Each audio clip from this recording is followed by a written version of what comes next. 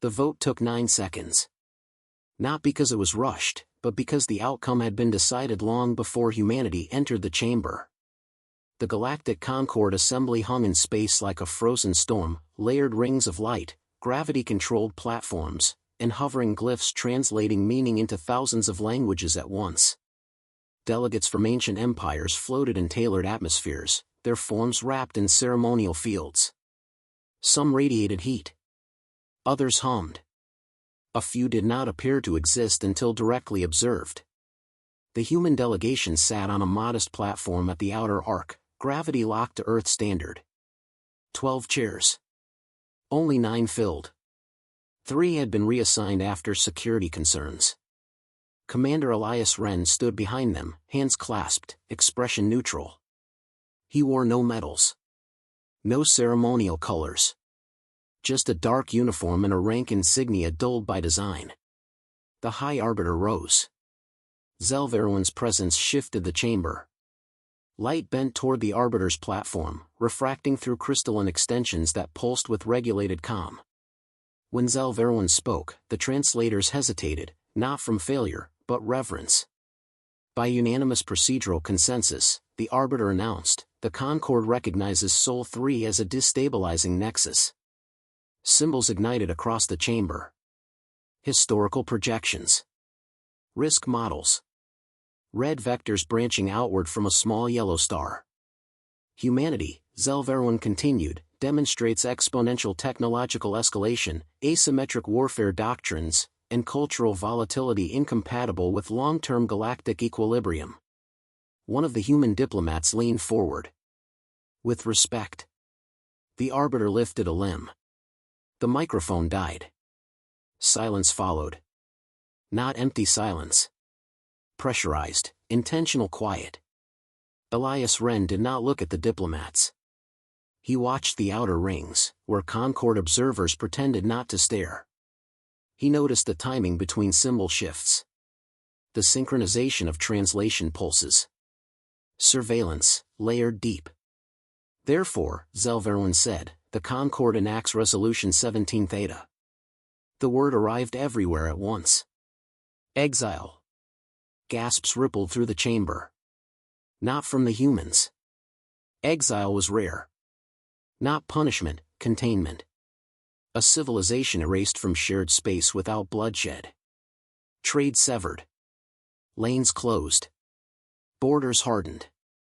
A species left alone until it withered or learned humility.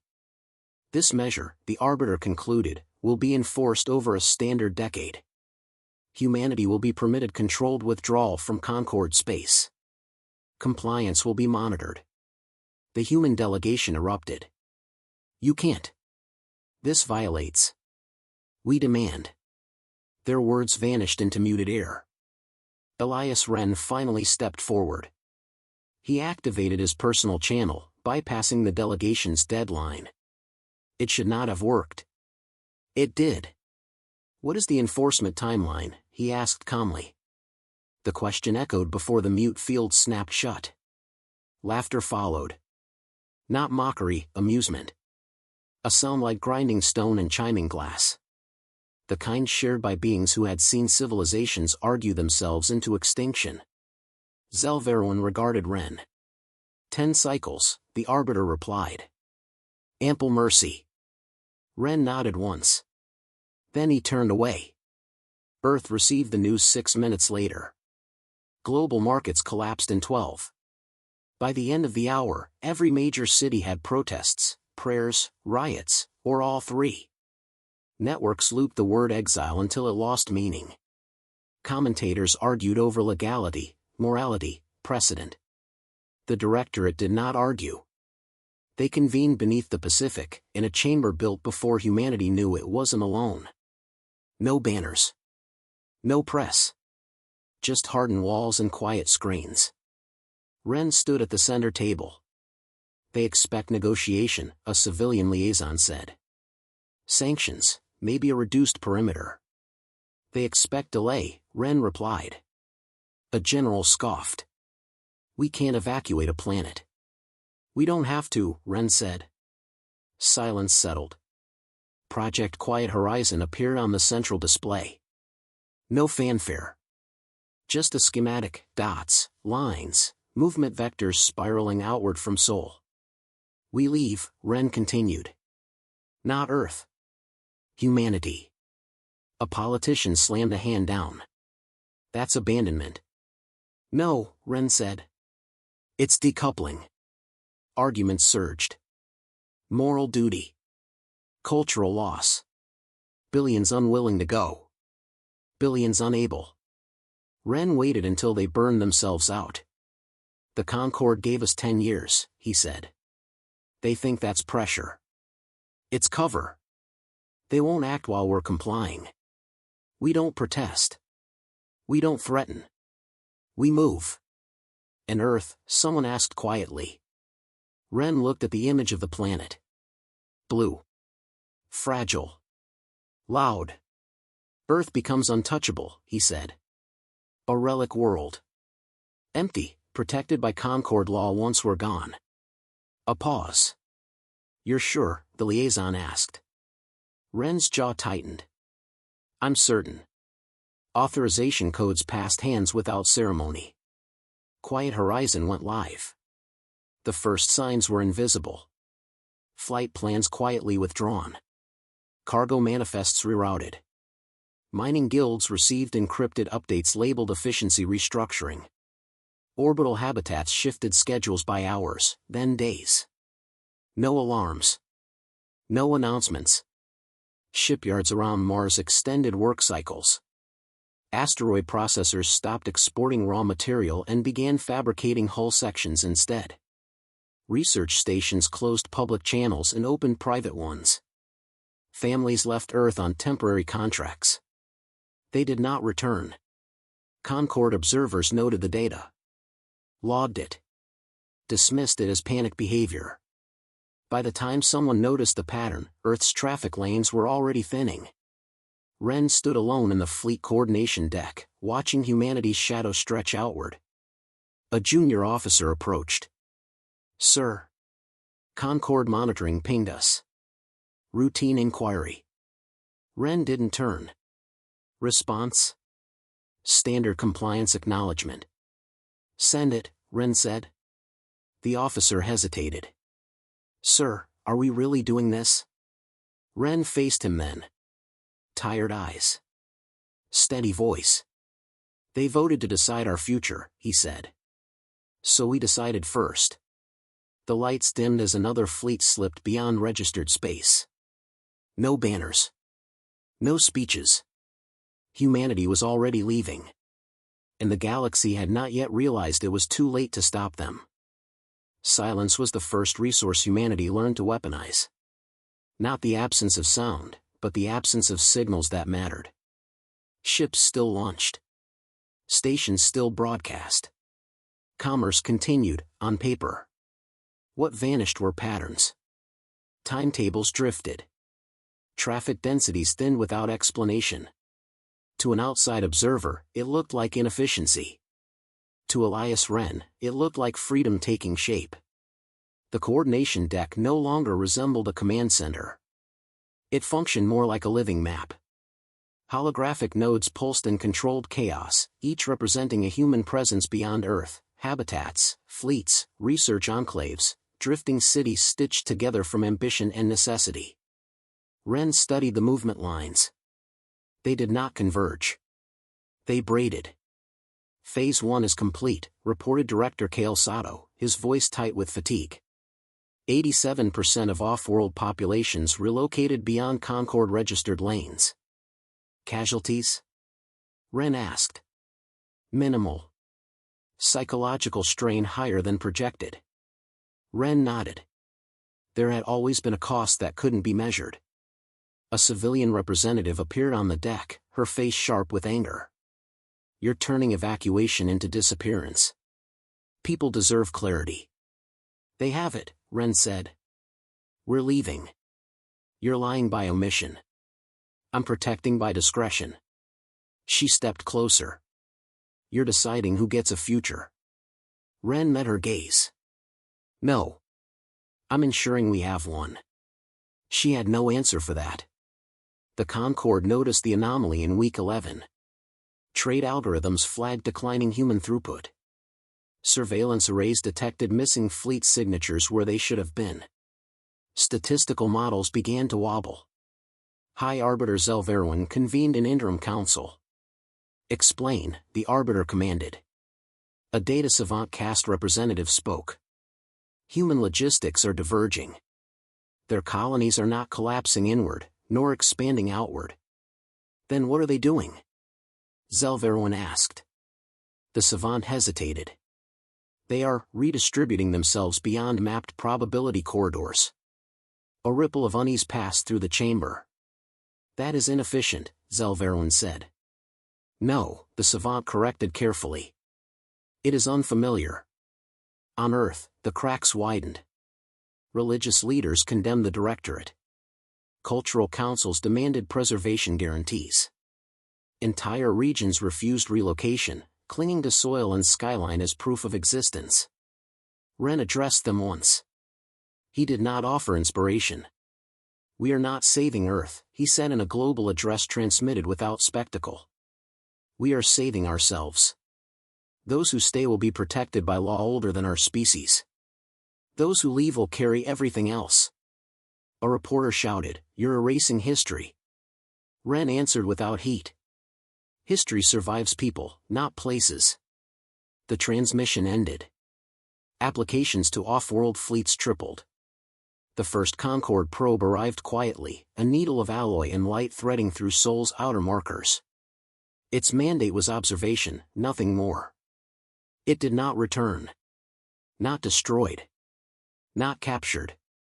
It emerged weeks later on a return vector that made no sense, its internal clock desynchronized, its data corrupted by overlapping gravitational signatures.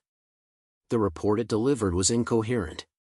Humanity had learned how to move where maps broke. "Sir," the junior officer said, voice low, "we have dissent inside the fleet councils." Renn turned from the display. "How severe?"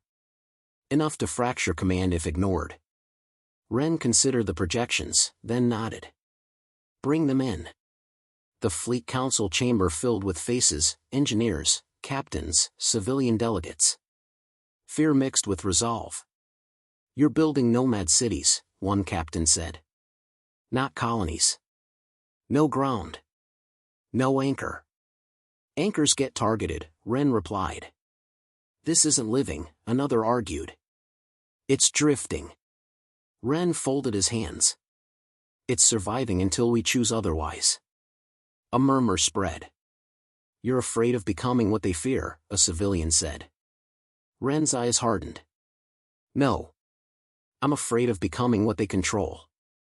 Silence followed. "Vote," Renn said. They did. Quiet Horizon continued. The Concord's second response was less subtle. Sanctions activated. Human assets flagged. Trade nodes locked. Nothing happened. Humanity had already severed those lines. Zelverwin watched the reports accumulate, the unease no longer hidden. "They are not complying," the Arbiter said. "They are," an advisor replied. "They are withdrawing." "Too efficiently," Zelverwin said. "Prepare enforcement assets." The chamber hesitated. "Earth?" someone asked. Zelverwin's gaze lingered on the image of the blue planet. Later. Renn stood in a small observation bay as the last major orbital habitat shifted course. Its lights dimmed, then vanished into the dark between stars. A technician beside him whispered, "I never thought we'd really do it." Renn didn't answer immediately. He thought of cities left empty. Of oceans that would no longer hear engines overhead. Of monuments preserved by absence. "We weren't exiled," he said at last. "We stepped out of reach." An alert chimed. Concord fleets had mobilized. Renn straightened. Execute Phase 2. Beyond Sol, humanity scattered, not in panic, not in retreat, but in deliberate, irreversible motion. The galaxy was about to arrive at an empty doorstep. And realize the species it had tried to contain had already learned how to live without walls. By the time Concord enforcement fleets reached the Sol system, Earth was silent. Not a whisper of engines. Not a flicker on the orbital arrays. The planet hung in the void, blue and whole, as if untouched. Automated beacons, previously unnoticed, glimmered faintly across the surface, declaring in every legal and galactic dialect, protected heritage zone, unauthorized access prohibited. Zelveruin floated above the council chamber's observation plane, the Arbiter's presence as imposing as ever. Thousands of alien delegates, each representing civilizations far older than humanity, leaned forward in collective disbelief. "They are gone," a counselor said. Voice quivering. "Entire population, dispersed?" "Not dispersed," Zelveruin corrected. "They are untraceable." The Concord's data systems struggled. Trajectories, supply logs, colony manifests, all vanished into irregularities. Humanity had disappeared from every registered coordinate while simultaneously moving outward in patterns that defied prediction. Commander Elias Renn observed the Concord's attempts from the bridge of the Nomad 1. A fleet of modular cities floated around him, some converted from orbital habitats, others built from asteroids, each self-sufficient and mobile. Humans moved among them as they had for centuries, quietly, efficiently, without ceremonial display. "Sir," Lieutenant Maris said, pointing to a holographic map, "the Concord's enforcement ships are arriving at Sol, but sensors can't locate any fleet signatures." "They're scanning, but," she trailed off. Renn didn't need the rest. He knew exactly why. They were never in a single place long enough to be tracked. "They expected resistance," he said, voice steady. "We gave them absence." Maris frowned. "Do you think they'll realize we left intentionally?" Renn allowed a thin smile. "They'll spend a long time trying to convince themselves it wasn't deliberate. And by the time they do, it won't matter." On Earth, automated systems monitored everything. The cities humans had left behind were silent monuments, yet fully operational. Agricultural grids, oxygen regulators, weather shields, everything ran without human presence. "This is unprecedented," a Concord fleet captain murmured into the Council's communication line. "The planet appears alive, but empty." "Empty," Zelveruin repeated, the word tasting foreign. He did not fear the humans, they had never been conquered, but he recognized the audacity in their choice. To leave without chaos, to vanish without violence, it was a concept he had never encountered. In response, the Arbiter convened an emergency session. Holographic projections of Sol and its surrounding space shimmered across the chamber. Counselors spoke rapidly, speculating on what had happened, analyzing every possibility. "They could not have built such fleets in secret," one argued. "Our monitoring would have detected it." "They did it without our knowledge," another countered. "Every timeline we've calculated, invalidated."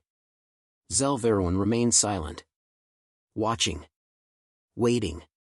Deep in the Nomad 1, Renn addressed his fleet council. The room smelled faintly of ozone and recycled air. Holographic nodes projected images of moving habitats and ships in calculated arcs. "Concord forces are at Sol," he began. "They will find nothing. No fleet, no resistance. Earth will remain intact." "Are we abandoning them?" one officer asked. "No," Renn replied.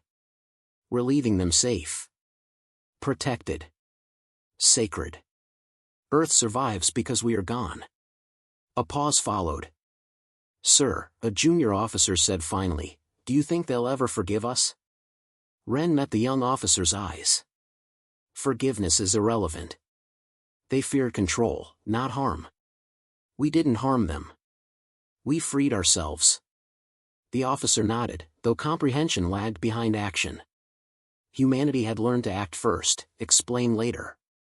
The first Concord fleet arrived at Sol in real time, arriving faster than any human projection had expected. Massive dreadnoughts and observation cruisers formed a perimeter around the planet. Sensors scanned for movement, energy emissions, signs of life. They found none. The council erupted. Alarms sounded in distant stations. Delegates banged tables. Zelveruin observed silently, knowing words could not alter reality. They are gone, a counselor repeated. And they are organized. Yes, Zelveruin replied. His voice was calm but cold. More organized than we imagined. Renn watched the fleet's data feed. For years, humanity had been learning to operate beyond the perception of older species. Autonomous logistics, modular habitats, adaptive fleets, all now combined into a civilization capable of vanishing and reappearing at will. Sir, Maris said quietly, their sensors keep looping. They think they see us, but it's a ghost pattern. Exactly, Renn said. We are the shadows in their calculations.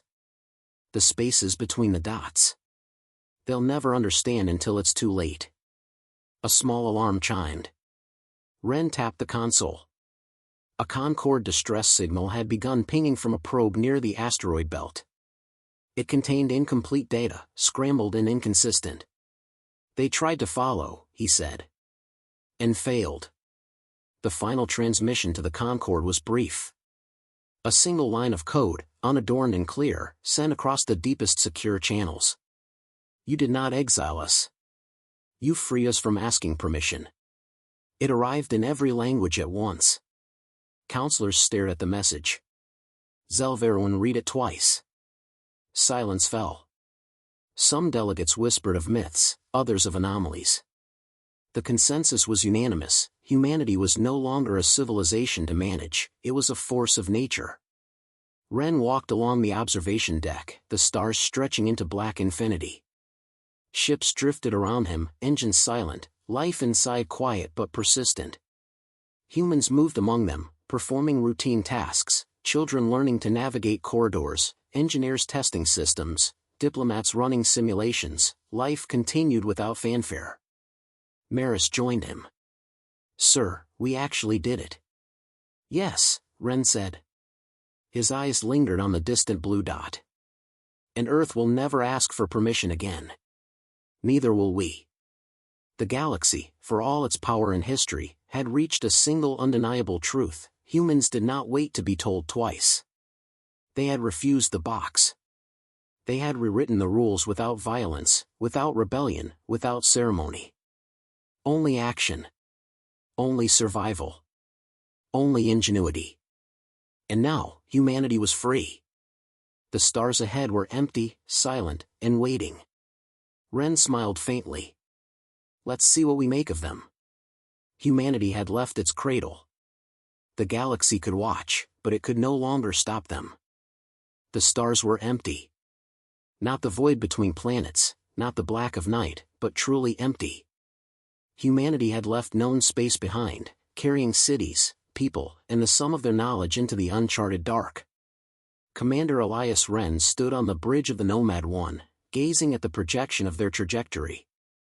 The fleet moved like a single organism, modular habitats and converted asteroids weaving arcs calculated for stealth, efficiency, and sustainability.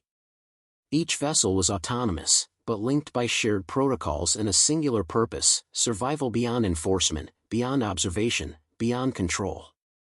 Sir, Lieutenant Maris said, voice measured but tight with excitement, we've passed the last mapped Concord checkpoint. All sensors clear.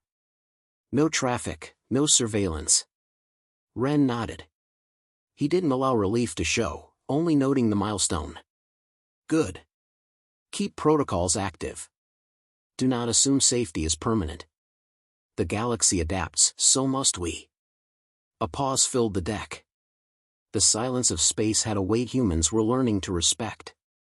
For the first time, the fleet could move without expectation, without reaction.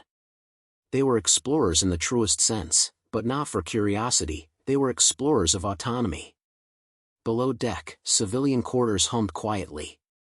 Children practiced navigation drills in holographic classrooms. Engineers calibrated life support systems with methodical precision. Families moved between modules as if the fleet were their planet, which in essence, it had become. A technician approached Renn with a query. Sir, projected resource consumption over the next cycle indicates minor deficits in several modules. We can compensate by reallocating asteroid reserves, but it requires a temporary slowdown in course correction. Do it, Renn said. Prioritize stability over speed. Survival is not measured in how fast we move, but in how long we endure. The technician nodded and left. Renn turned back to the holographic display, studying the arcs of the fleet. Each node pulsed with life, a small point of human presence against an indifferent universe. Renn's thoughts drifted to Earth. He had not returned physically, yet every action traced back to the planet's preservation. Every protocol, every fleet formation, every contingency plan had been designed to protect it. Maris approached again, this time with hesitation. Commander, is Earth really safe? We've left it unoccupied. The Concord could attempt. Renn cut her off gently. They could. But the planet is more secure now than it ever was with us there.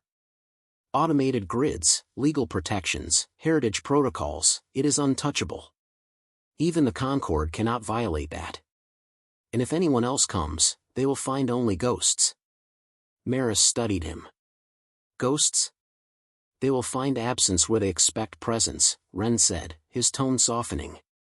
We have turned visibility into safety. Communication lines buzzed briefly. A single signal arrived from a distant module. It was a fleet captain reporting minor structural instability in a transport hull. Nothing urgent. Renn listened, then replied concisely, giving orders that would stabilize the module without disrupting fleet formation. Every decision was a balance. Every command a test of humanity's new reality. The galaxy had assumed humans were reactive, chaotic, prone to aggression. Renn's fleet had disproven all of it. Humanity was deliberate, efficient, and patient. Weeks passed in a rhythm dictated by maintenance, movement, and observation. Supplies shifted. Habitats rotated. The fleet breathed as a single body while retaining the individuality of its parts. One evening, Renn convened a senior council. The room was filled with engineers, captains, and civilian coordinators. Holographic projections of surrounding star systems flickered across the deck. We are beyond the edge of mapped Concord influence, Renn began. Our next steps define the nature of humanity's independence. We can explore, expand, or remain hidden. Each choice carries risk and consequence. A captain raised a hand. Sir, our survival depends on remaining undetected. Expansion could invite pursuit. True, Renn said. But stagnation is invisible only until resources run low. We must move. We must adapt. We must build a civilization capable of sustaining itself without intervention. A civilian delegate spoke next. How do we measure success? If we are unseen, unheard, unmonitored, how do we know we are progressing? Renn considered the question. Progress is not measured by recognition. It is measured by endurance, knowledge, and the capacity to act when the galaxy believes we cannot. That is our metric. Silence followed. Then nods. Understanding, not agreement, but clarity. Renn left the council and walked toward an observation port. Stars stretched infinitely, unbroken by mapped systems or human constructs. The dark held a strange beauty, empty yet full of possibility. Maris joined him quietly. Do you ever wonder, if we push too far? If leaving everything behind, Earth, old colonies, was the right choice? Renn did not answer immediately. He watched a small cluster of habitats drift past, lights flickering like distant fireflies. We did not leave it behind, he said finally. We liberated it. And in doing so, we liberated ourselves. The galaxy cannot exile what is already free.